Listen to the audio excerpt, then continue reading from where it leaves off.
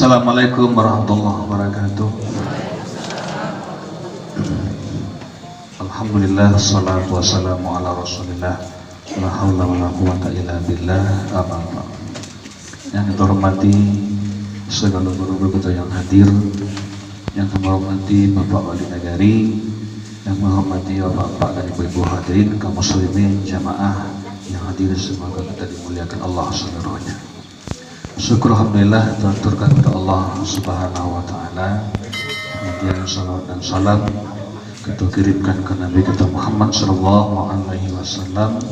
Allahumma shalli ala sayyidina Muhammad. Bapak-bapak dan ibu-ibu jamaah yang rahmati Allah, tadi telah kita pahami, kita dengarkan kajian hubungan dengan fikih. Jadi kalau beramal tanpa ada fikih, rusaknya lah pasti daripada bandanya Bapak. Mencilai fikih itu kan paham. Jadi kalau orang yang dikehendaki Allah baiknya, dia dipahamkan dalam agama. Tapi dalam hadis Nabi, wa man khairan yufaqihu fiddin. Orang yang dikehendaki baik oleh Allah yufaqihu fiddin. Orang itu difakihkan, dipahamkannya dalam agama. Itu tandur kalau orang yang dikehendaki baik oleh Allah, tidak masuk, tidak ngerti di jalan. Tanyakan diri. Nabi mengatakan itu orang yang dikehendaki baik yufaqih, orang itu dipahamkannya dalam agama oleh Allah. Makin nyadanga, makin paham nanti, makin nyadanga, makin kaburinya. Perlu itu sungguh-sungguhlah Allah mahdi ila siratal mustaqim. Minta selalu petunjuk hidayah kepada Allah, moga dipahamkan. Nah, kemudian tentang kajian fikih itu kajian sangat penting. Tapi kini kita banyak dikaburkan oleh orang-orang pandai, tapi jahi murakab yang pandai. Oh, termasuk tadi sanjo tadi dunia orang tanya, Ustaz, ada orang tanya, kecilnya tidak perlu, ni tidak mengikut mazhab-mazhab nampak saja. Tidak mengikut Syafi'i, tidak mengikut Hanafi, tidak mengikut Hambali, tidak mengikut itunya Maliki. Untuk artinya, awak kalah, tu baca tu, awak kan tinggal Nabi pada hadis. Awak ada Quran. Itu hadis anjo pernah tu seorang tanya wadah itu. Nah udah mirik dia majin tadi.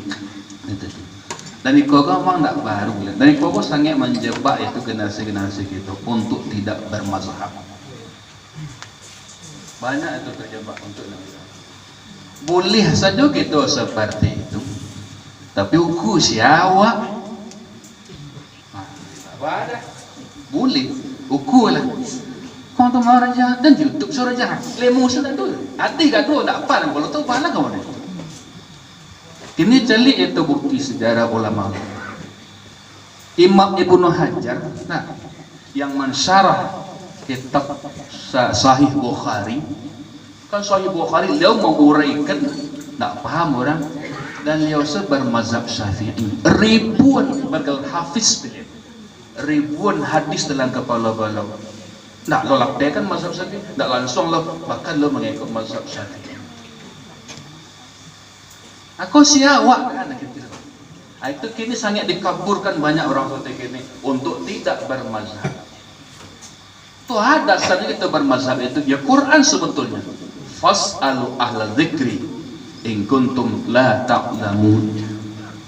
Bertanyalah kamu kepada ahlinya kalau mu tak ada pengetahuan. Dan awak tak mampu ada ilmu itu untuk memahami Al-Quran.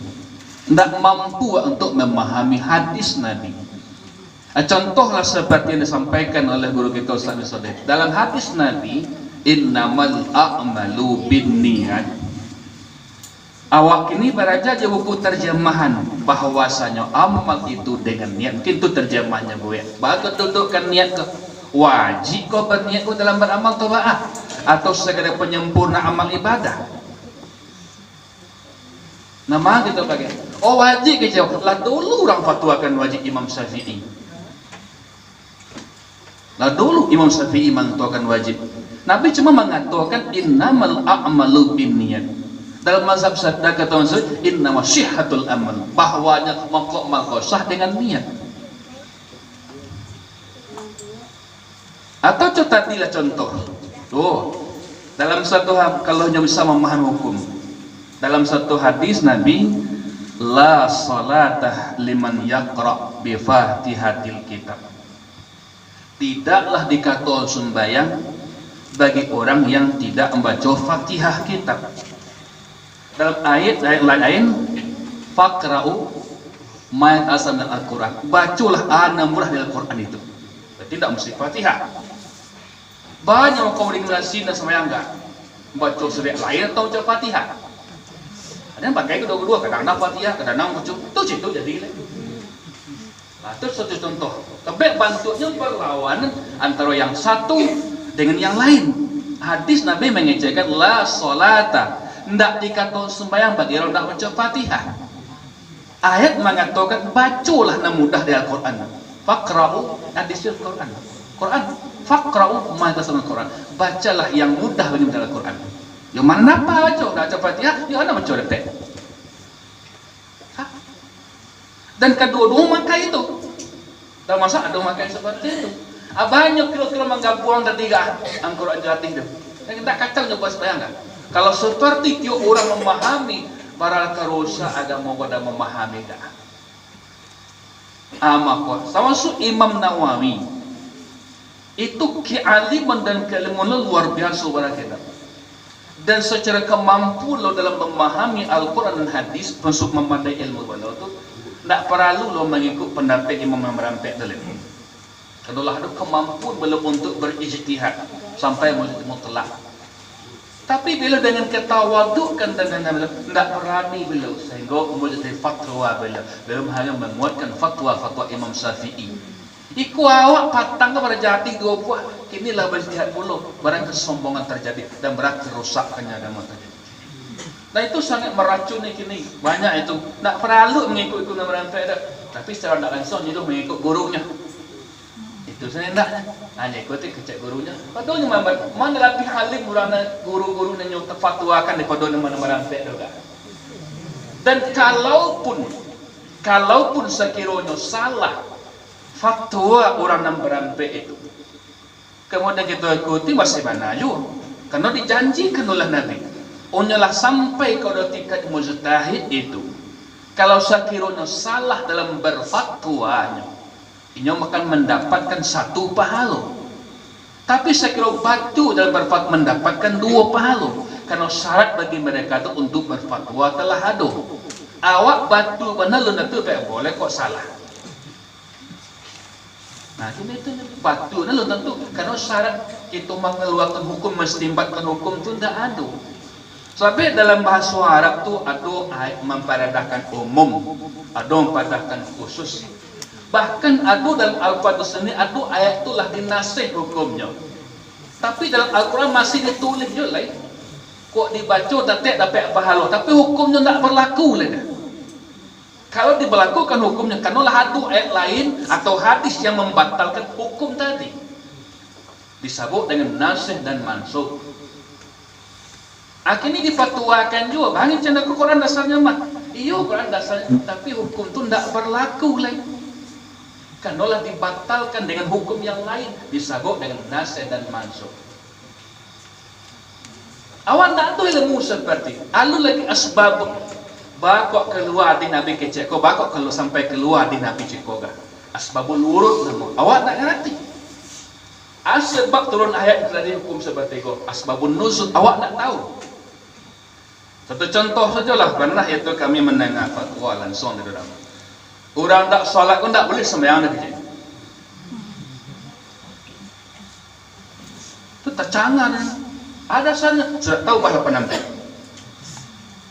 Dasar sudah tahu bahasa penampilan. Lah, jangan kamu solatkan, jangan berdiri di kubur belakangnya dalam pasikum karena mereka dalam pasik. Dasar sudah tahu bahasa penampilan.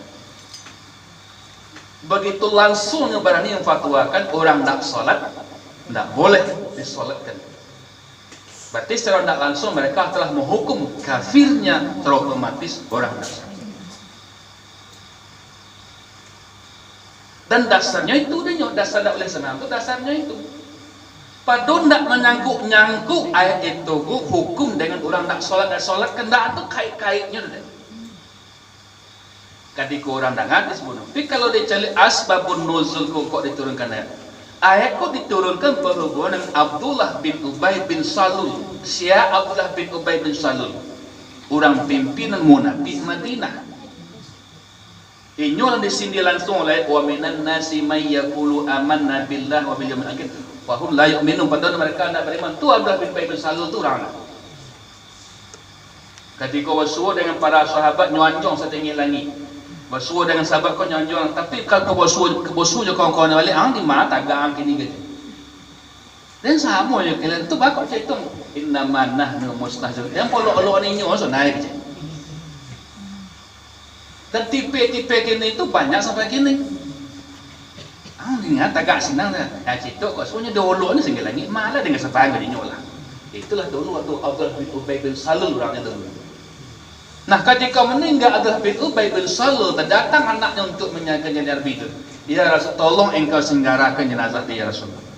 Disenggarakan Nabi memandikan, mengkafani. Bahkan saudara itu kain kafan termasuk kain baju kamis Nabi dipakai satu. Cuma ketika akan disolatkan oleh Rasulullah, anak katakan ya Rasulullah. Dibaca kuduk Nabi, adakah akan kita solatkan juga Abdullah bin Ubay bin Salul? Sekalipun kita doa enggak 70 kali tidak ikut faedah Nabi. Sembahyang kata Nabi. Sepanjang awak nak dilarang tu, baru turun ayat Taubah 8 nanti. Karena nyata kalau orang kafir di ayatku ditujukan orang yang mati dalam keadaan kekafir memang tak boleh disembayangkan tu. Karena hakikat terus itu adalah doa. Mendoa orang kafir hukumnya haram. Maka dalam masa hidup orang kafir bersalam mereka tidak boleh. Maka ketika mati itu tidak boleh mendoakan. Baik inti salat azan adalah Allahumma ghfir lahu, ya Allah ampunilah, ya Allah. Memintakan ampun orang kafir tidak boleh. Akhirnya apa? Orang nak solat tidak boleh soyang saja. Dasar Taubah 8 Aku lah suatu kalau tidak mengerti dengan ilmu yang memadai untuk mengeluarkan sebuah hukum kira-kira. Akhirnya sedang gencar orang tu. Awak kalau tinggal Nabi kembali ke Al-Quran dan Sunnah.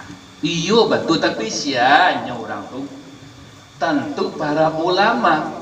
Awak nak sampai ke titel itu maka Quran memerintahkan fas'alu ahla dzikri in kuntum la ta'lamun. Bertanyalah kamu kepada orang yang ahli dalam bidang itu. Kalau kamu tidak ada pengetahuan, maka lebih aman kita mengikuti fatwanya para ulama. Jawab ini dalam mazhab Syafi'i, wa ikuti fatwa Syafi'i. Tapi kalau lah ada kemampuan awak, yo tidak perlu diikut lagi. Asyiklah kalau fatwa lah seorang. Tapi malam-malam tu awak jadi fatwa lah ke kawan. Malam-malam tu awak. Kini kalau tiup awak lah berjibihak kini. Kemana itu digambar-gambar? Mari kita kepada Quran dan Sunnah. Sebetulnya menurut pemahaman mereka bukan seperti yang dipahami oleh ulama-ulama yang muhtabar sebetulnya. Jadi kita perlu jawab kehati-hatian kita. Di maka lebih aman kita. Tidak ada kita mengikuti fatwa ulama yang mereka yang muhtabar, malah diakui keilmuannya. Coba awak kami cek ini tidak pernah berfatwa. Kan memang memfatwakan apa yang difatwakan oleh para ulama. Atau pokok kami bawa buku kitab cek sulam. Menurut itu kata itu dah kami sampai je. Menurut sampai som tak ada dah. Jadi kalau ada menurut sampai som, boleh diamal dan tidak diamalkan. Kalau itu tidak ada kemampuan untuk mengeluarkan fatwa, tidak ada. Tapi menurut kita ikhwah, berartilah titel para ulama. Itulah bapak dan ibu untuk kita orang ngono. Sebab banyak kini terjadi marah gerakan seperti itu. Seolah-olah dia awak lah mesti itu memahami agama. Kalau seperti itulah ada orang agama beramal menurut orang sesuai dengan ilmu awak kira-kira bahagia itu alam muka. Akan lebih kerusak dan yang banyak. Sebab orang itu kemampuan awak dalam memahami agama. Wajib mana di para ulama dulu. Di segi ilmu alat sajalah. Berbeda memfaedahkan umum, memfaedahkan khusus, malah diaku hukum manan indah. Kau kemakalah tujuan ya kemakalah itu para ulama. Awak nama menterjemahkan mereka menterjemahkan di bahasa Indonesia tapi itu adalah. Betul mukasubnya lah ya, mukasub dari pada kalimat sampai ada itu menterjemahkan dari bahasa Arab itu kadang-kadang ada ulama mampu punya kemampuan. Apalagi memahami hukum makna dan tersirat daripada itu. Akan atau makna tersirat itulah makanya terjadi perbedaan pendapat ulama. Dan orang telah berilmu baik berdasarkan ilmu memadai untuk memahami contoh salah dalam masalah ayat sama seperti tadi. Hukum berbeda dalam renggal batin. Termasuk itu dalam masalah yaitunya membatalkan wudhu. Ayatnya sama. Siapa bersen Allah mesti nisa bersentuh laki-laki dengan perempuan. Membaca surat itu setelah bersentuh kulit, seulang mobil nikah juga batal. Membaca surat pun tidak batal dengan surat. Itulah maksudnya bergaul. Kan hukumnya ayatnya sama, tapi dalam memahami hukum tidak sama. Dan mereka itu mutakhir dan awak. Di kalau telah bapak dan ibu di kajian fikih itu termasuk kajian